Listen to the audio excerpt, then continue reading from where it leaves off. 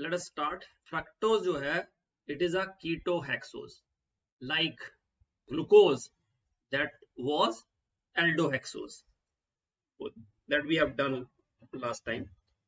तो ये जो है fructose, it is obtained along with glucose by the hydrolysis of disaccharide, that is sucrose. You know sucrose जो है that is a disaccharide, और उसमें कौन कौन से मोनोसेक्राइड्स होते हैं? Glucose and fructose. So glucose और फ्रक्टोज के बीच में कौन सी लिंकेज होती है? तो याद रखना, दैट इज ग्लाइकोसाइडिक लिंकेज.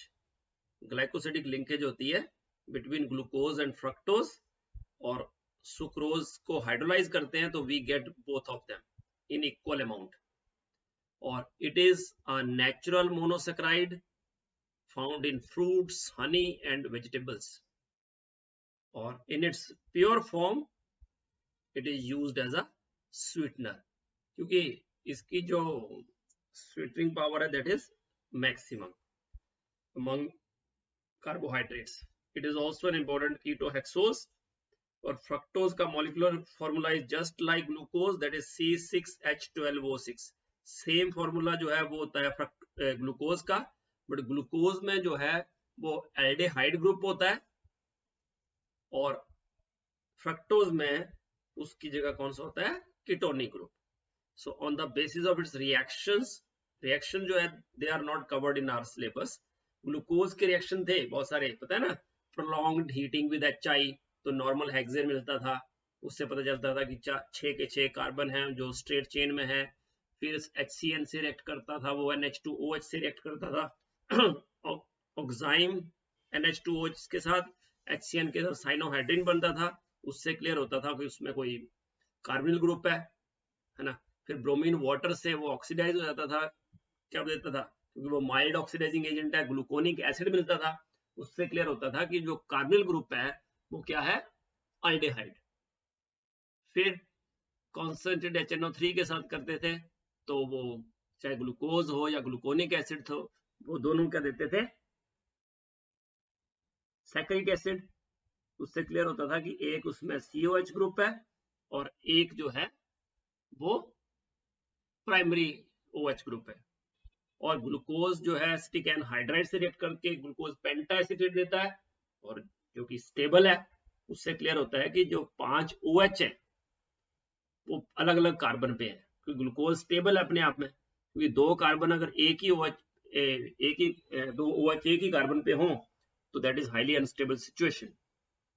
तो in this way we have identified for glucose. वैसे फ्रक्टोज के लिए जो रिएक्शंस है उनसे क्लियर होता है कि एक तो इसमें कीटोनिक फंक्शनल ग्रुप है सेकंड कार्बन पे, और 6 के 6 कार्बन एटम स्ट्रेट चेन में है जस्ट लाइक इन ग्लूकोज, और it belongs to D series.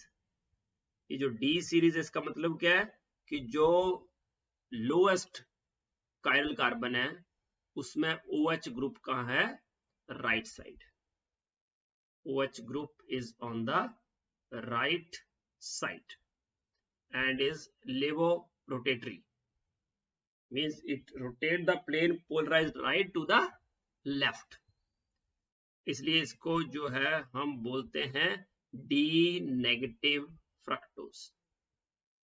D negative fructose. और इसका ओपन चेन स्ट्रक्चर के सामने आपके पहले कार्बन पे CH2OH, लास्ट कार्बन पे भी CH2OH, सेकेंड कार्बन पे C डबल बॉन्ड O, और थर्ड कार्बन पे just like glucose HOH, fourth पे HOH, फिफ्थ पे भी HOH, और फिर CH2OH.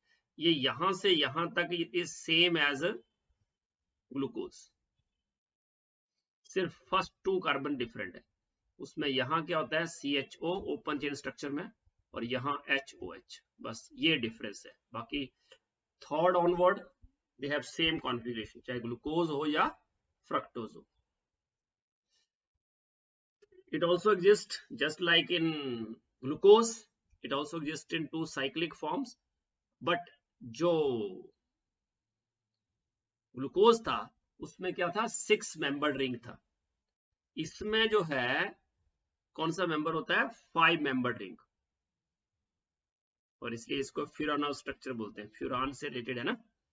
2 साइक्लिक स्ट्रक्चर कैसे बनते हैं ऑफ डी नेगेटिव फ्रक्टोज, जिसमें addition of OH at C5 to the C double bond O group, और इसलिए रिंग जो है 5 मेंबर्ड रिंग होता है और it is named as furanose with the analogy of compound furan. ये फ्यूरान जो अपने आप में 5 मेंबर्ड साइक्लिक कंपाउंड है with 1 oxygen atom and 4 carbon atoms, ठीक है। इसलिए जो इनको फ्यूरानोज स्ट्रक्चर बोलते हैं। तो ये अगर OH सेकंड कार्बन पे OH राइट साइड है तो अल्फा, और अगर लेफ्ट साइड है तो बीटा, और इन दोनों को क्या बोलते हैं इसके एनोमर्स, ठीक है। तो अगर इसका स्ट्रक्चर बनाना हो हमें अल्फा डी ग्लूकोज का, तो ये OH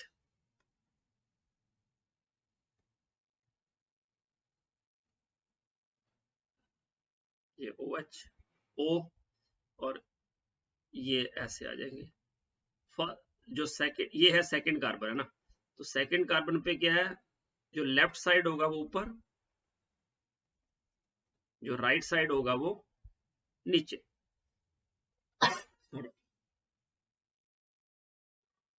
फिर OH H H OH, left side वाला ऊपर, राइट साइड वाला नीचे।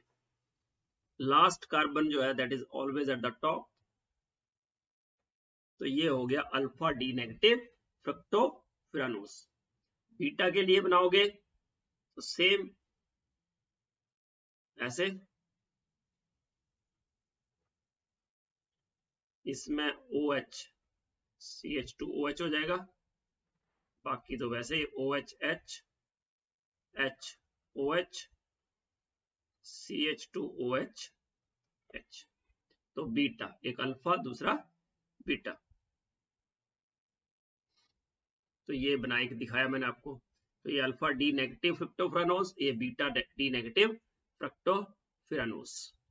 और ये जो साइक्लिक स्ट्रक्चर्स है, दो एनोमर्स है फ्रक्टोज के, और इनको है वो